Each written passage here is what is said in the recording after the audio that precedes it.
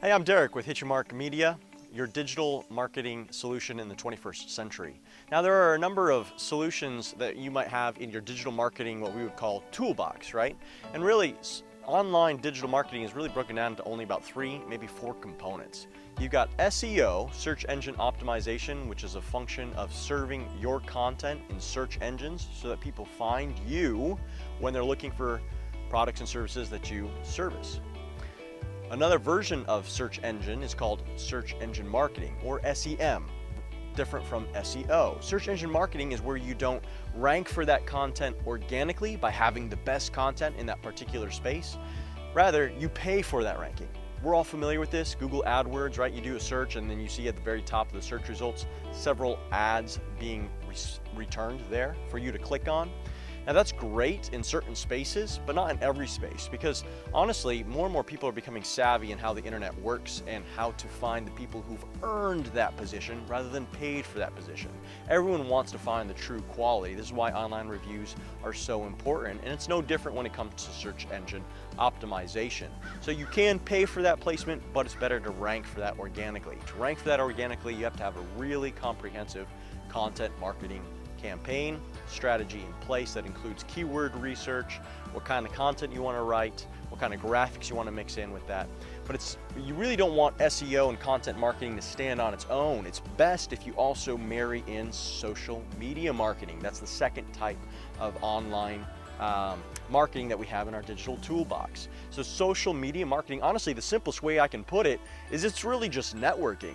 How many of you have been to a networking event, gone around, shaken hands, passed out business cards, talked about your business, passed out pamphlets, and came away from it thinking, okay, I could have done this better or that better, and this particular conversation was awkward, but this one was really good. I got one good lead out of it. Honestly, social media is just that. Unfortunately, a lot of people use social media as their own platform, their own megahorn platform to shout out to all their followers or the people who aren't their followers yet. That's even worse. And so social media has become known to be really a spam place where even with Messenger and social posts, you're like, okay, I wasn't asking for that, wasn't looking for that. It's showing up in my news feed now, and it's very off-putting. Well, if we put that in the context of the networking, when you show up in a room full of networkers, if you start talking about yourself and how great you are, maybe you have that megahorn with you, and you start blasting that out, well, you're gonna turn everybody off. They're gonna either kick you out or they're gonna tune you out, all right? So you wanna make sure that you're tuned in to deliver the messaging that resonates with your crowd, your audience. This is actually the disadvantage to historical networking practices, because you have a whole bunch of businesses who come together and really they're there for one reason, to kind of get new business, find new leads. But the cost of shaking enough hands and having enough conversations doesn't often justify the leads you get from that. So it's becoming harder to resonate with your ideal audience in really a restrictive group of networkers who are all self-interested in promoting their own businesses. That's not your ideal audience. This is the true opportunity with social media marketing, where you can position your brand, your solutions, your content in helpful ways to serve people who actually do need your services, all right? Not the banker, not the insurance agent who's there at the networking meeting looking to sell their services to you, but rather maybe it's the single mom who needs an HVAC service in her home, right? That's your ideal audience that you're trying to reach, and you can do that much better on social media, and that mom's probably not going to be in that networking room, all right? That's the second tool that we have in our digital marketing toolbox. Now, the third tool that we have is email marketing. Now, email marketing honestly is just a segment of sales, not so much of marketing itself. Why do I say that? Well, you've probably heard of the GDPR, the General Data Protection Regulation that came through the European Union just this year, 2018. The GDPR and a whole host of other legislation is trying to protect people's privacy. So I cannot really email someone unless they've given me specific consent. They've signed up on my email list to receive content from me. Now, why would they do that? Well, maybe they did that because I had some unique offer, a promotion at the time, or maybe they just love the content that I produce. Well, they're expecting something from me already, so it's really not marketing, it's really sales at that point. They already have some kind of pre-existing relationship with me. And this is the trouble with email marketing. A lot of people actually treat it as just that, marketing, and so they try to either get a whole bunch of lists hopefully they're not buying the lists, but a whole bunch of people on lists that they then spam. They send out their messages to them, and these people don't want their messages, and so what ends up happening is these domains, all right, your sender domain gets blacklisted because all of these spam complaints. And so that's really bad for your brand, that's bad for your website. So there's a right way to do that, and you want to actually do that through the inbound way. I'll talk more about that in other videos, but the inbound way where you actually get people on your email list who want to hear from you and you provide them valuable content going forward. Okay, that's number 3.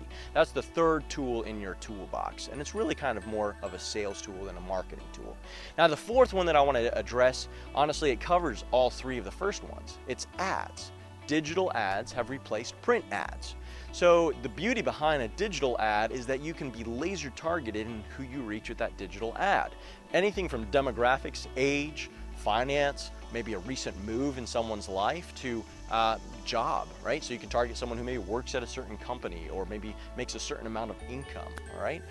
So being able to have that granularity in your advertising has set digital advertising in its own category, really, apart from print.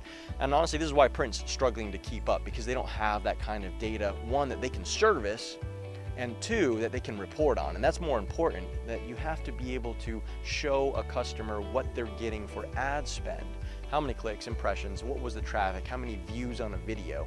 And this is really the benefit of digital ads. Now, there's a whole bunch of different kinds of ads. You've got, we talked about earlier, search engine marketing. So you've got ads that show up in search engines. You also have Facebook ads, Instagram ads, Pinterest ads, Yelp ads, AngelList ads, you know, all these different types of ads. It seems like every single platform that pops up tries to deliver some kind of ad at some point in the course of that company's existence. That's how they often pay for all of the things that they give away for free, the profiles, the social media connections, etc. The challenge is that if you don't really know how to set up and run those ads properly with a proper tracking, we call these pixel codes or tracking codes that you can install on your website and track who's actually clicking on the ads, coming over your website, what are they doing on your website, are they actually signing up for your emails, are they buying your products? And most people won't do that the first time, so then you have to be able to retarget those customers. So you need to make sure that you have that tracking code to be able to service other kinds of ads that might bring that person a little bit further down the sales funnel. We'll talk about the sales funnel a bit more when we get into inbound marketing, but the sales funnel basically means that not everyone at any given point in time wants to buy your product. I know that might be a shocker, but that's just the fact of the matter, and you just don't have to go further than your own experience to know that to be true. No one wakes up in the morning and says, aha, I'm gonna go buy a Lamborghini, even though we'd all like to. No one does, all right? It's a process. You have to kind of plan, budget, research, find out what you really want to buy and the biggest bang for your buck before you make that purchasing decision.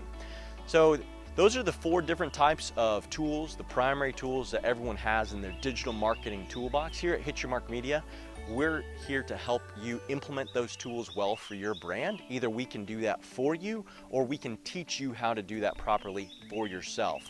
So find out more, just shoot us a message on the contact page or reach out to us at one of our many social media channels. Until next time, aim high, aim straight, and always hit your mark.